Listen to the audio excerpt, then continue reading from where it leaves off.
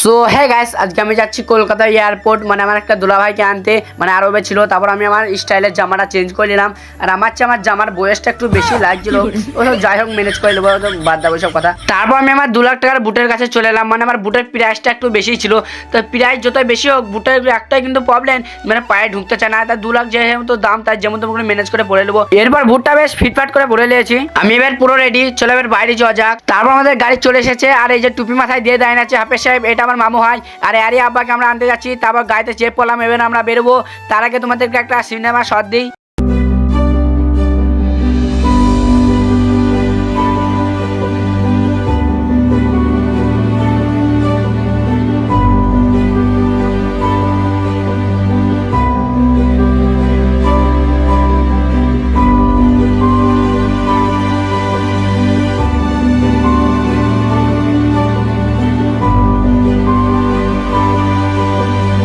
তারপর গাইস আমরা একটা সুন্দর দিকে রেস্টুরেন্টে নামলাম, মানে হালকা করে কিছু খাওয়া দাওয়ার জন্য, যেহেতু অনেকটা দূর রাস্তা।